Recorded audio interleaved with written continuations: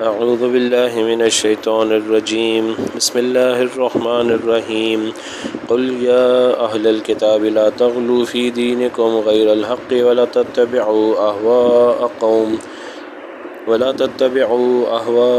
قوم قد ضلوا من قبل وأضلوا كثيرا وضلوا عن سواء السبيل لعن الذين كفروا من بني إسرائيل على لسان داود وعيسى بن مريم ذلك بما عصوا وكانوا يعتدون كانوا لا يتناهون عن منكر فعلوه لبئس ما كانوا يفعلون.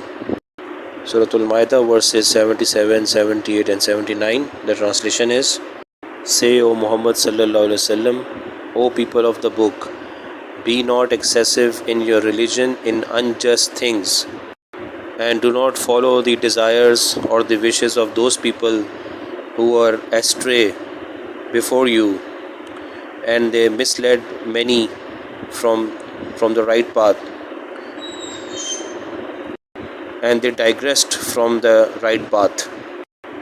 A curse was pronounced for those who disbelieved from amongst the children of Israel by Hazrat Daud alayhi salam and Hazrat Isa alayhi salam, Isa bin Maryam. This was because they disobeyed and they transgressed. They did not use to stop each other from the evil things that they were doing. Indeed, evil is what they were doing. In these verses, Allah subhanahu wa ta'ala is telling us and also telling the orders for one bad characteristic of the Bani Israel or the children of Israel. The Bani Israel, they had adopted two extreme viewpoints for the religion that they were given. One extreme viewpoint or thought was that a Prophet alayhi salam has no status and he has no standing in the culture or the society in which they were living.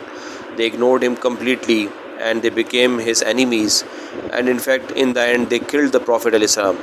So the Bani Israel or the children of Israel, they are criminals because they have killed many prophets alayhi salatu wasalam which Allah Ta'ala sent to them. So that was one extreme that they adopted, and the other extreme that they adopted was that they equated Prophet alayhi salam with Allah subhanahu wa ta'ala, or they said that a prophet is the son of Allah. Nauzubillah. So for example, it is in the Quran that وَقَالَتِ الْيَهُودُ عُزَيْرٌ ibn Allah وَقَالَتِ النَّصَارَى الْمَسِيحُ ibn Allah, that the Yahud said that Uzair alayhi salam, Prophet Uzair alayhi salam, is the son of Allah, and the Christians said that Masih or Isa alayhi salam is the son of Allah. So they equated a prophet with Allah subhanahu wa ta'ala, or they equated the prophet with the son of Allah. We have seen earlier that the concept of Trinity in Christianity, that means that God is in fact comprised of three people or three beings. So one of them is God, the other is Isa alayhi salam, and the third is either the archangel Jibreel alayhi salam or the mother of Isa alayhi salam, who is Hazrat Maryam alayhi salam. So this was the other extreme that was adopted by Bani Israel. So either they said that like Isa alayhi salam is God himself, like in the Trinity, or they said that Isa alayhi salam is the son of God, and similarly the Yahud said that the Prophet Uzair alayhi salam is also is the son of God. So they have no proof of these things, and this is like being very excessive or extreme in your religion. So Allah subhanahu wa ta'ala is specifying that this, if you keep this belief, then this is the belief which has led you completely astray, and based on this belief, many others before the Bani Israel, they were misled, and they also misled many other people. And in fact, this is true digression from the right path which Allah subhanahu wa ta'ala sends down with any Prophet alayhi salam. So Allah subhanahu wa ta'ala has sent down a prophet because a book a book or a pamphlet is not the only thing which is required to give guidance to humanity. Humans need to see a practical demonstration of the orders of Allah. So sending a book was not enough. So Allah subhanahu wa ta'ala sent on a prophet, and the prophet was the most respected and the most likable person in his community whenever any prophet came. So there's no doubt that he was amongst the best of the people of his time. So there was no doubt about that. But that does not mean that we can associate divine characteristics with the prophet. For example, many people say that a prophet can have he can be an alimul ghaib, that he knows every secret of the universe, and a prophet, he has those characteristics which Allah has. So this is not the belief which has been given to us by Islam or the belief of Ahl Sunnat wal Jamaat. So that is completely wrong. So Allah subhanahu wa ta'ala says that don't adopt ghulu, or don't be excessive in unjust things. So being excessive in your religion, in anything which is unjust, is completely disallowed in Islam.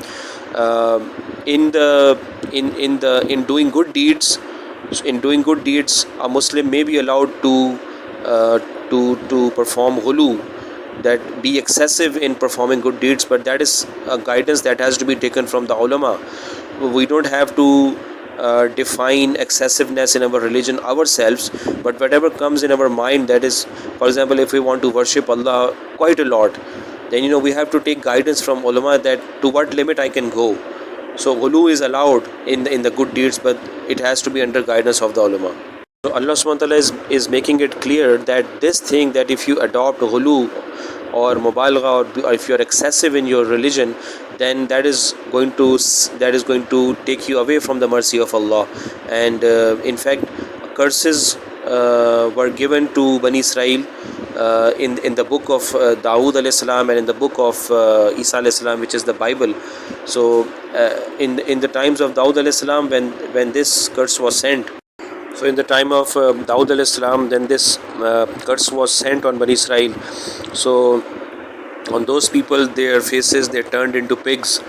And in the time of Hazrat Isa alayhi salam, when this curse was sent, so then their faces, they turned into monkeys.